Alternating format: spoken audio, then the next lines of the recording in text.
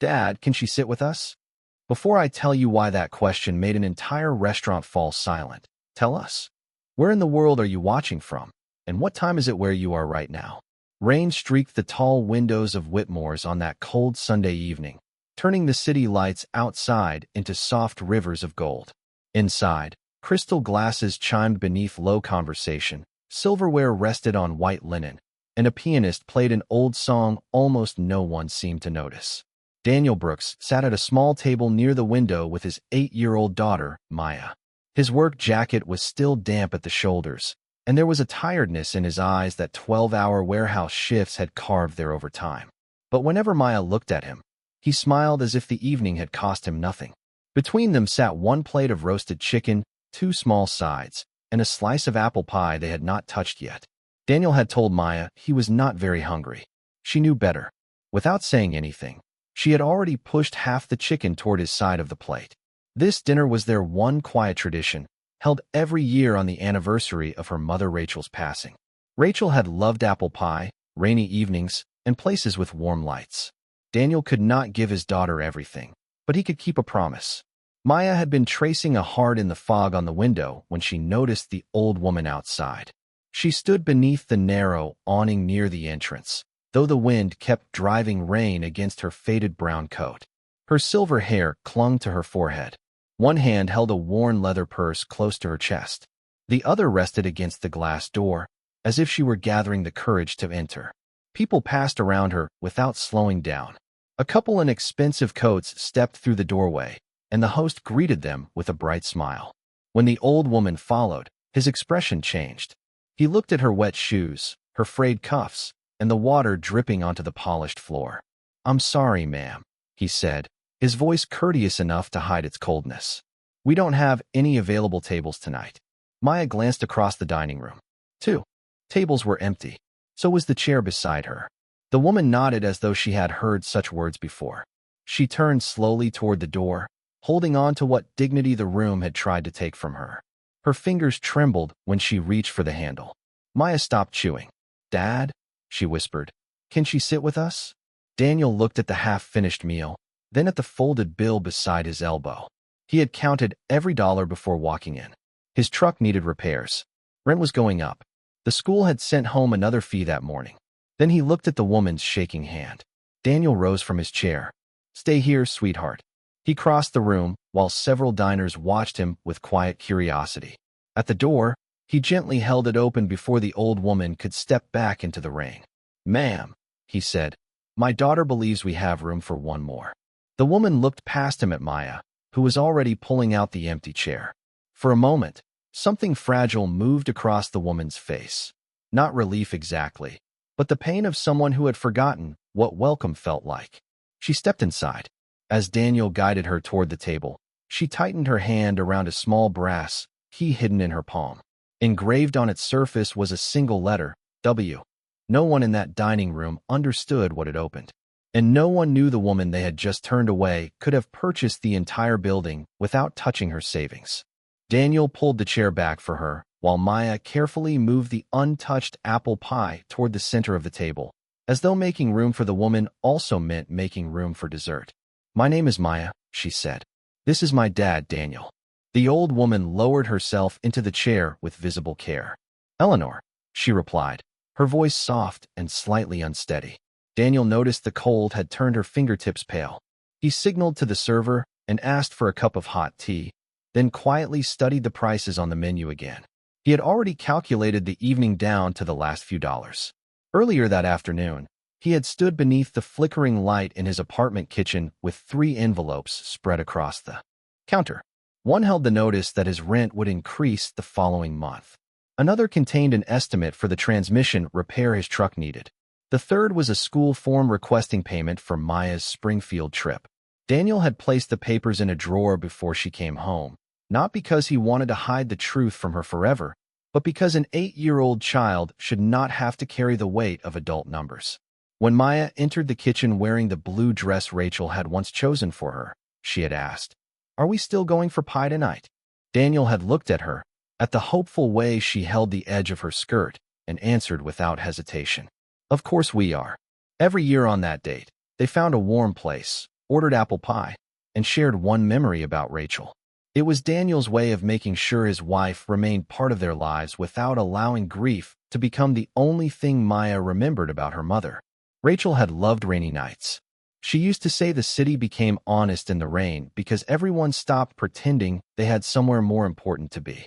Daniel had chosen Whitmore's because its golden windows reminded Maya of the restaurant where her parents once celebrated their wedding anniversary. He had not told her that the dinner would require most of the money he had set aside for groceries. He had simply skipped lunch, worked 2 extra hours at the warehouse, and promised himself he would figure out the rest on Monday. Now, as Eleanor sat beside them, Daniel understood that the careful budget in his head had just changed. The server arrived with the tea and waited for another order. Daniel chose the least expensive bowl of soup on the menu and asked for an extra spoon.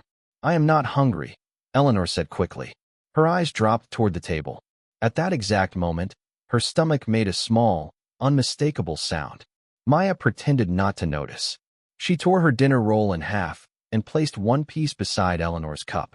"I am not very hungry either," she said, repeating the same gentle lie her father had told only minutes earlier.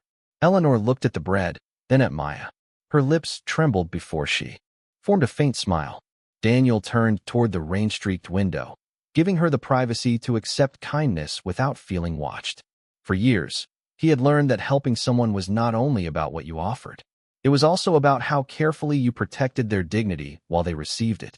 The soup arrived in a white porcelain bowl, steam curling gently above it. Daniel divided it between 2 smaller dishes and placed one in front of Eleanor without ceremony, making the gesture feel less like charity and more like an ordinary part of dinner. Maya dipped her spoon into her father's portion, then smiled when he pretended not to notice. For several quiet minutes, the 3 of them ate while the rain tapped against the glass. Eleanor held the warm cup between both hands, letting the heat return to her fingers. "Your daughter is very observant," she said. Daniel glanced at Maya. "She gets that from her mother." Maya looked up. "My mom noticed people too." Eleanor's eyes softened. "Is she nearby?" The question was gentle, but Daniel still felt the familiar ache settle beneath his ribs. Before he could answer, Maya spoke with the careful honesty children often carried better than adults. "She died 3 years ago. We eat apple pie for her because it was her favorite." Eleanor lowered her gaze. "I am sorry." "Thank you," Daniel said. He did not offer more, and Eleanor did not press. That restraint made him trust her a little. She asked about Maya's school instead, and within minutes, Maya was explaining a drawing she had made of the solar system, including a purple Saturn because, according to her, the real colors needed improvement. Eleanor laughed, a quiet sound that seemed unfamiliar even to her. Daniel noticed the change in her face. For the first time since she had entered, she looked less like someone waiting to be asked to leave. A woman in a dark green uniform approached from across the dining room. Her silver name tag read Teresa.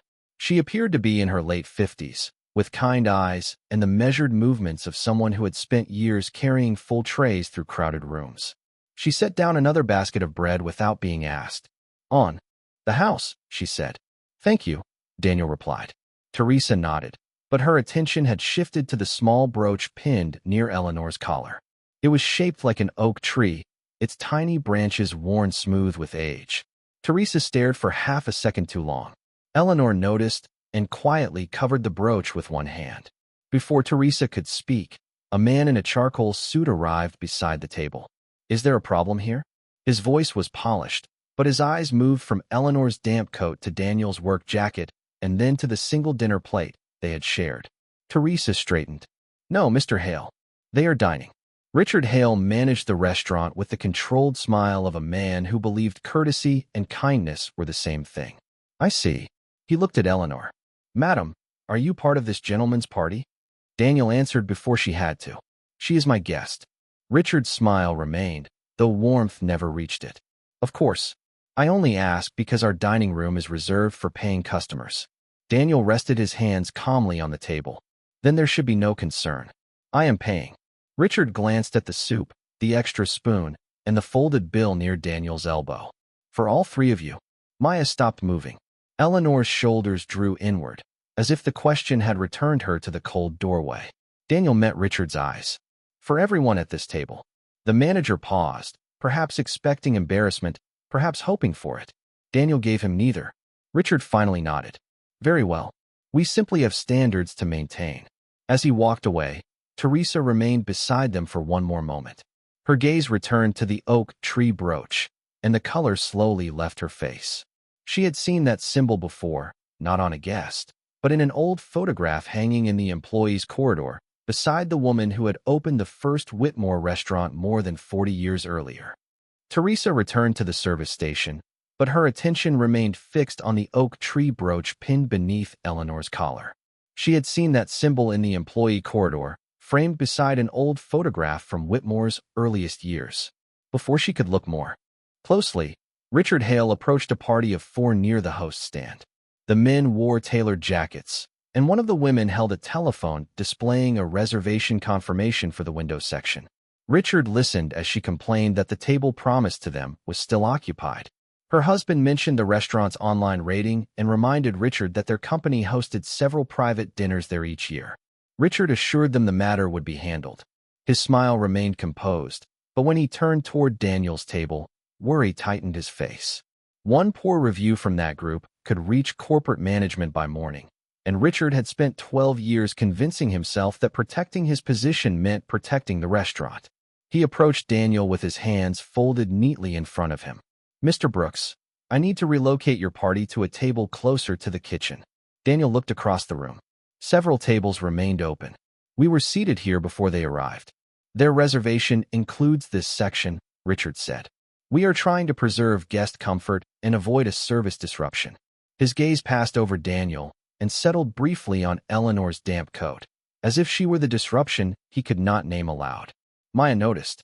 Her small hand moved toward her father's sleeve. Are we doing something wrong? Daniel turned to her before answering Richard. No, sweetheart. We are eating dinner. His voice was calm enough to keep fear from entering hers. Richard lowered his tone. You have already been accommodated beyond the original reservation. The additional guest was not included, and presentation standards matter to our regular clientele. Eleanor's shoulders drew inward. Daniel saw it immediately.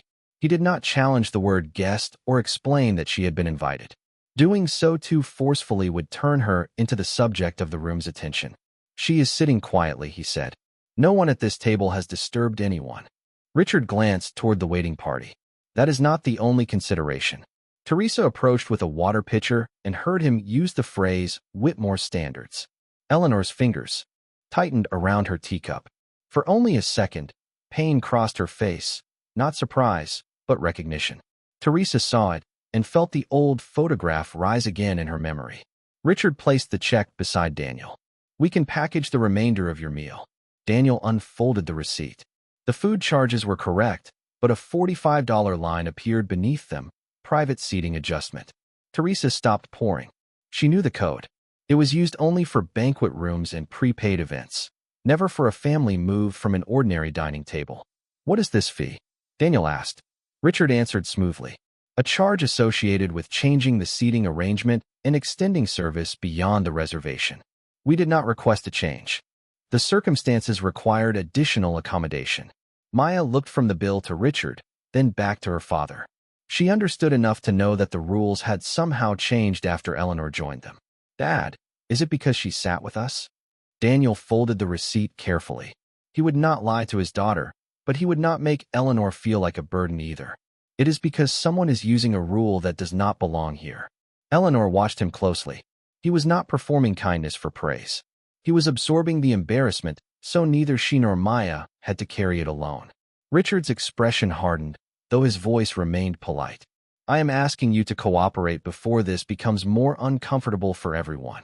Daniel looked at the untouched apple pie, the dessert meant to honor Rachel, then at Maya's worried face. We will pay for what we ordered, he said. We will not pay a fee invented because an elderly woman accepted an empty chair. Richard leaned closer. You should consider how much flexibility you have already been shown. The insult sat beneath the courtesy, quiet enough to deny and clear enough to wound. Eleanor lowered her eyes. Daniel rose without anger. Leaving quietly would teach my daughter that kindness has to apologize for taking up space in a room. Richard held his gaze for a moment, then turned toward the host's stand. You have 5 minutes, he said. After that, I will call. Security. Eleanor watched Richard walk away, then lowered her gaze to the worn leather purse resting in her lap. Daniel's words had changed something in her expression. Until that moment, she had accepted his kindness cautiously, as though expecting it to disappear the instant it became inconvenient. Now she understood that he was willing to protect her dignity, even when doing so carried a cost. "Your daughter will remember what you did tonight," she said. Daniel sat down again. "I hope she remembers why." Maya looked between them, still troubled by Richard's warning. To soften the moment, she pushed the apple pie toward Eleanor. "You should have the first piece." Eleanor opened her purse, searching for a handkerchief, and a black and white photograph slipped from between two folded papers. It landed near Maya's shoe. Maya picked it up carefully. The photograph showed a younger Eleanor standing beside a tall man in a flour-dusted apron. Behind them was a narrow brick restaurant with a hand-painted sign that read Whitmore's Table. An oak tree appeared above the doorway, its branches spreading over the name. "Is this you?" Maya asked. Eleanor accepted the photograph, but did not put it away. "Yes, I was much younger then." Maya pointed to the man. "Was he your husband?" Eleanor's thumb moved across the edge of the picture. "His name was Thomas." The tenderness in her voice made Daniel glance toward her. "He died many years ago." "I am sorry," Maya said. Eleanor gave her a grateful smile. "He would have liked you." Maya studied the photograph again. "Did you work at that restaurant?" Eleanor looked toward the rain-darkened window before answering. "Thomas and I spent nearly every day there. The kitchen was so small that if one person opened the oven, everyone else had to move. When it rained, water leaked through the ceiling beside table 6. We placed a bucket underneath and told customers it was part of the charm." Maya laughed softly. Daniel recognized the name. Whitmore's Table had become the foundation of the restaurant and hotel company, whose name now appeared across the city. He assumed Eleanor had been part of its early staff, perhaps someone who had known the family before the business became famous.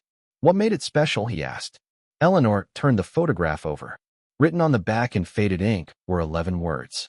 "Thomas believed a restaurant should offer more than food," she said. "We had one rule. As long as there was an empty chair, no one had to eat alone." Her eyes moved toward the open tables across the dining room. "Back then, it was not a slogan. It was something we practiced." She folded her hands around the picture. Later, the business grew. The oak tree appeared on menus, walls, uniforms, and advertisements. People repeated Thomas's words in training videos and annual reports. Her voice grew quieter.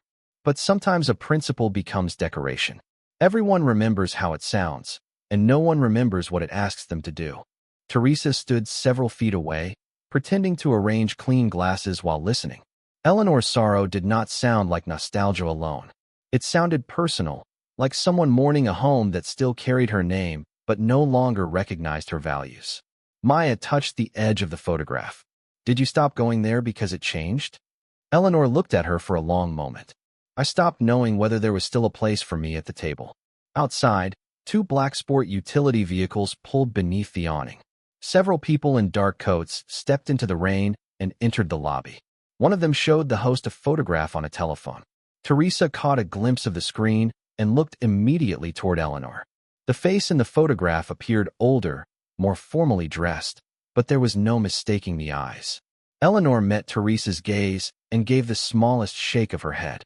Teresa remained silent. Near the entrance, one of the men raised a telephone to his ear. "We have not located her yet," he said quietly. He listened, then added, "Understood. Miss Whitmore is on her way." Daniel did not hear him. He was watching Eleanor, who had turned the old photograph face down beside her teacup. "May I ask you something?" she said. "Would you still have invited me inside if you believed I truly had nowhere to go?" Daniel understood that she was not asking whether he regretted the extra soup or the false charge. She wanted to know whether his kindness depended on discovering that she was safe, connected, or worth helping.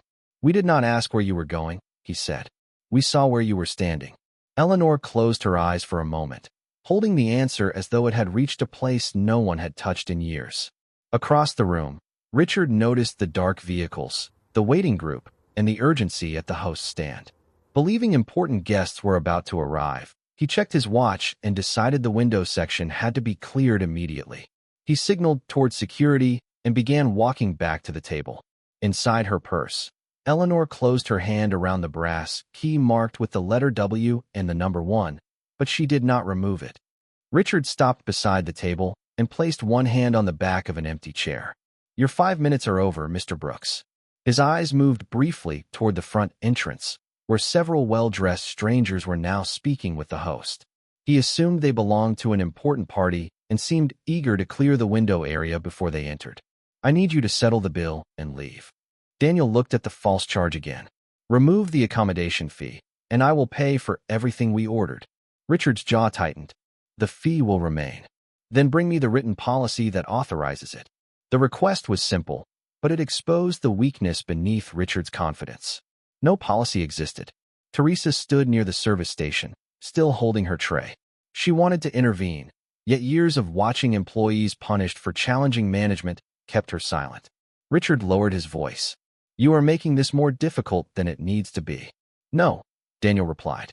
"I am asking you to treat us by the same rules you apply to everyone else." Richard glanced toward the couple who had complained earlier. They were watching with open impatience. "Those guests have reserved this section for a private gathering." Daniel looked across the dining room. No table cards had been placed. No party had arrived. They were seated after us. "That is not your concern." "It became my concern when you decided an elderly woman should be sent into the rain to make them comfortable." Eleanor opened her mouth to speak, but Daniel gently shook his head. He was not trying to rescue someone who could not speak for herself. He was refusing to let humiliation become the price of peace. Richard straightened. "If you refuse to leave, I will contact the police, and your name will be barred from every Whitmore property in the city." For the first time, Daniel felt genuine fear beneath his calm. A misunderstanding involving the police could follow him long after the truth was known. His supervisor at the warehouse might hear about it. Maya's school might hear a distorted version. The careful life he had built as a single father could be shaken by one man's decision to describe dignity as disorder. Daniel looked at his daughter. She had grown very still, her fingers wrapped around the edge of her napkin. He hated that she had to see any of this on a night meant to remember her mother. "We can finish the pie at home," Maya said softly. Daniel's heart tightened. Then she looked at Eleanor. But she should not have to go back outside. Eleanor turned toward her, and the old woman's expression broke for just a moment. Maya was afraid, but her concern had remained larger than her fear. Daniel rose slowly from his chair. He kept both hands visible at his sides and spoke with the measured clarity of a man who understood that every movement might be judged more harshly than the insult that caused it.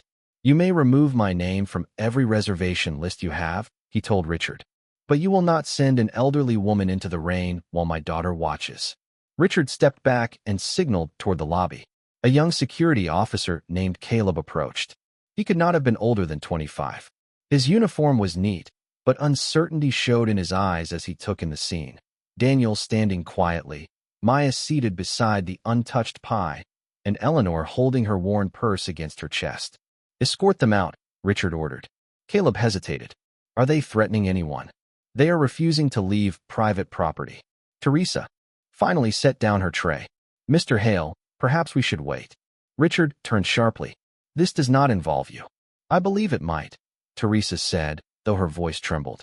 Her eyes were fixed on Eleanor's brooch. Richard ignored her. "Caleb, do your job." The young officer moved one step closer, then stopped. Daniel did not challenge him. "We are not here to cause trouble," he said.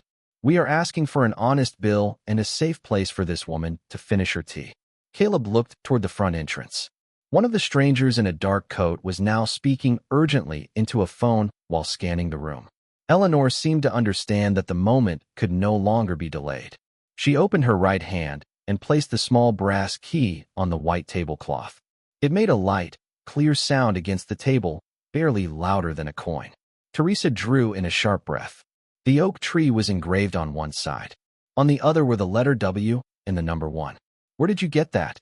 Teresa whispered. Eleanor looked at her with quiet sadness. "Thomas gave it to me the morning we opened our first dining room." Teresa's face lost all color. She had seen a photograph of that key in the company archive. It was not a room key or a decorative keepsake. It was the ceremonial master key to the original Whitmore's table, presented to the founder more than 40 years earlier and believed to be locked inside the family collection. Richard stared at it without understanding. Eleanor rested 2 fingers beside the key and raised her eyes to him. Her voice was no longer fragile. Before you remove anyone from this restaurant, Mr. Hale, perhaps you should be certain you know whose house you are standing in. Richard's expression shifted between irritation and uncertainty as he stared at the brass key. Before he could answer, the front doors opened and a woman in a navy coat entered with 2 security officers and a gray-haired attorney carrying a leather portfolio. She moved quickly across the dining room, ignoring the host who rushed forward to greet her. Several guests recognized her immediately. Claire Whitmore had appeared in business magazines, spoken at charity events, and led Whitmore Hospitality Group for nearly 12 years. Richard straightened his jacket and stepped toward her with sudden confidence. Miss Whitmore, welcome. We were not informed that you would be visiting tonight. Claire did not look at him. Her eyes had already found Eleanor. Relief crossed her face, followed almost instantly by fear. Mother. The single word silenced the room. Richard stopped moving. Caleb lowered his hands to his sides. Teresa closed her eyes briefly, as though the truth she had suspected had finally become too large to deny. Claire hurried to the table and knelt beside Eleanor's chair. We have been looking everywhere for you. Your driver said you left the memorial without telling anyone. Your telephone was found in the car. Do you have any idea how worried we have been? Eleanor studied her daughter's face. You were worried about where I was. Claire took her hand. Of course I was. Were you worried about how I was being treated? Claire looked around the table for the first time. She saw Daniel standing beside Maya, the divided bowl of soup, the bread torn into small pieces, and the additional charge printed on the bill. Then she noticed Richard and the security officer waiting nearby. What happened here? Richard stepped forward before anyone else could answer. There was a misunderstanding. This gentleman brought an unauthorized person into the dining room, refused to follow seating instructions, and became uncooperative when we asked his party to leave. Daniel did not defend himself immediately. He looked at Eleanor, allowing her the choice to speak. Claire turned toward him, her concern hardening into suspicion. My mother should not have been placed in an unsafe situation with strangers.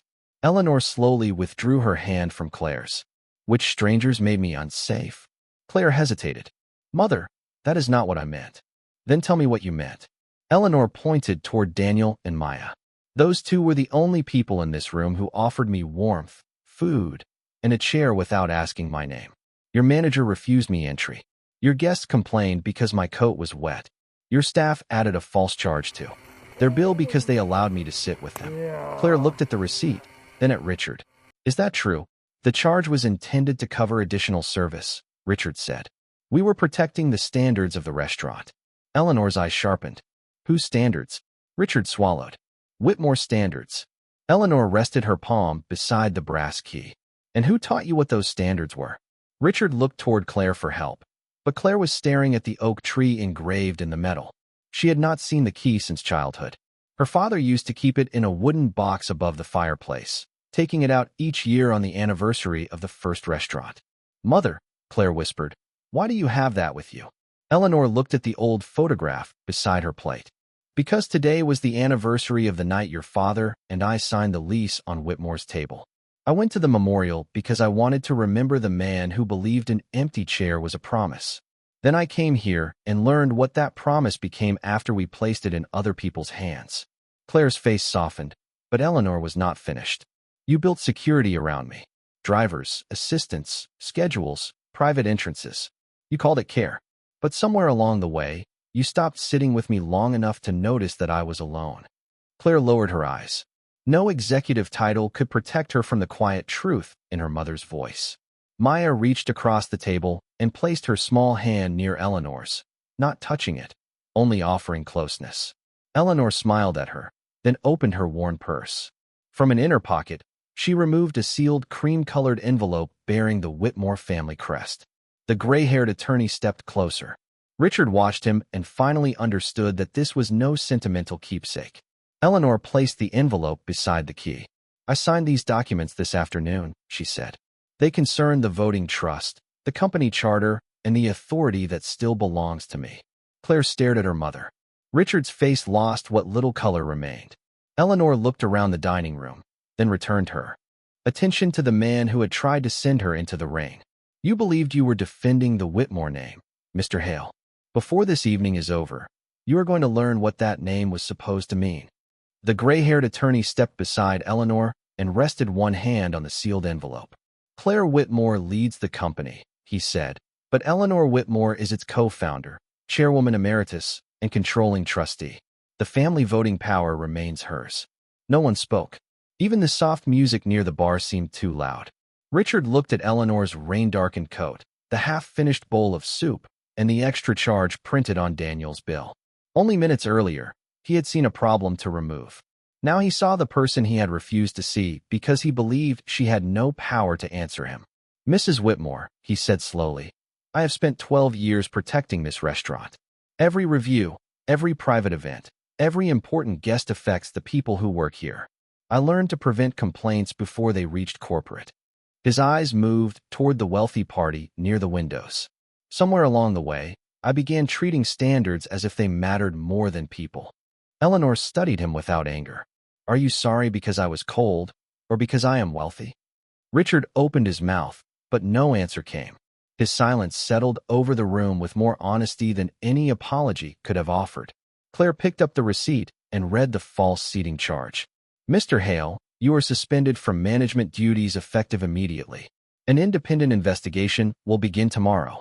Your records, guest complaints, and staff interviews will be reviewed without your supervision. Richard nodded once. He looked shaken, but he did not plead. Daniel waited until the first rush of humiliation had passed before speaking. A fair investigation should follow facts, not anger. Claire turned toward him. Daniel's expression remained steady. I am not excusing what happened. I am asking that no one be punished for something the evidence does not support, and no one be protected from what it proves. Eleanor gave a small nod. That is how it will be done. She looked toward Teresa. Every employee may speak honestly. No one will lose a job, a shift, or an opportunity for telling the truth. Teresa's eyes filled with relief. Caleb stepped forward, still holding himself with the careful posture of a security officer. I hesitated because Mr. Brooks was not threatening anyone, he said. His daughter was frightened, and the woman at their table was only trying to finish her tea. Eleanor thanked him for listening to his judgment instead of surrendering it. Then the room quieted again as Claire faced her mother. I should have known you were lonely, she said. Eleanor's voice softened. You knew when I took my medication. You knew which driver was assigned to me and where I was supposed to be every hour. But you did not know the last time I ate with someone who was not being paid to sit nearby. Claire lowered her eyes. I thought keeping you safe was the same as caring for you. Safety keeps danger outside, Eleanor replied. It does not make a table feel full. Maya looked at the final piece of apple pie, then placed the plate between Eleanor and Claire. You can share it, she said. Neither woman moved at first. Then Claire broke the piece in half and offered the larger portion to her mother. Eleanor accepted it, and something small but long overdue passed between them. Eleanor turned to Daniel. What did this company forget? Daniel looked toward the entrance, where rain still shimmered across the glass, and where Eleanor had stood alone less than an hour earlier. Stop training people to recognize wealth, he said. Train them to recognize need. Claire repeated the words under her breath. Eleanor placed her palm over the old brass key. Then we begin there. Daniel glanced at Maya. Make the change for the next person standing outside, not because you discovered who she was. Eleanor's eyes returned to the empty chair beside her. For the next person, she promised. Claire pulled that chair closer to the table and sat beside her mother for the first time in months. Outside, the rain continued to fall. Inside, no one asked either woman to move. 3 months later, the window table looked almost the same, but the restaurant around it had changed. A small brass plaque now rested beside every entrance in the Whitmore system. As long as one chair is empty, no one eats alone. The words became the foundation of the Open Chair Initiative, a program that reserved community tables for older adults living alone, single parents, and anyone who needed a meal with human company more than they needed polished service. Employees were no longer trained to identify expensive watches, preferred credit cards, or high-value guests. They were trained to notice trembling hands, uncertain faces, tired parents, and people standing near doors as though waiting for permission to belong. Teresa became the company's director of guest dignity and staff education. She accepted the position only after Eleanor assured her that speaking honestly would never again be treated as disloyalty. Caleb joined the first training panel and told new employees that a uniform did not remove their responsibility to think with compassion. The investigation into Richard Hale found that the false fee and selective treatment were not isolated choices. He lost his management position, but Eleanor refused to turn his failure into public entertainment. He was offered a path back into the hospitality industry only after completing training, making restitution, and acknowledging the employees he had pressured into silence. Justice did not arrive as revenge. It arrived as responsibility. Claire and Eleanor began eating dinner together every Sunday without assistants, security briefings, or telephones on the table. Some evenings were uncomfortable. There were years of distance between them, and healing did not erase them in a single conversation. But Claire learned to ask questions without checking the time, and Eleanor learned that accepting care did not always mean surrendering independence. Together, they created a foundation that helped single parents complete professional certifications while maintaining stable childcare and housing support. Daniel agreed to serve on its community advisory board only after confirming that the program would assist hundreds of families, not reward him alone. Through the foundation, he earned a scholarship in supply chain management. He continued working at the warehouse while attending evening classes, and within a year, he moved into a supervisory role with better hours. He still drove the same truck after repairing the transmission himself with help from a friend. He still counted grocery money. He still packed Maya's lunch every morning. What changed was not his character, but the number of doors his steady character could finally open. On the anniversary of Rachel's passing the following year, Daniel and Maya returned to Whitmore's. Eleanor was already waiting at the window table, and Claire arrived carrying a fresh apple pie from the original Whitmore recipe. They shared stories about Rachel and Thomas, two people who had never met, but had each taught someone at that table how love could remain after loss. One chair beside them remained empty. Near the entrance, an older man stood alone in a rain-darkened coat, studying the crowded room with uncertainty. The host greeted him warmly, but before she could guide him anywhere, Maya raised her hand. "Sir, you can sit with us." The man looked behind him, certain she meant someone else. Daniel smiled and pulled out the empty chair. Eleanor placed another plate on the table. Outside, the rain moved softly across the windows. Inside, no one asked the man what he owned, where he lived, or whether he could repay the invitation. They only made room. Eleanor had once carried a secret worth billions of dollars, but the greatest thing revealed that night had never been her wealth. It was the truth that dignity begins when someone chooses to see the person everyone else has overlooked, and that sometimes the smallest question from a child can remind an entire world what an empty chair is for.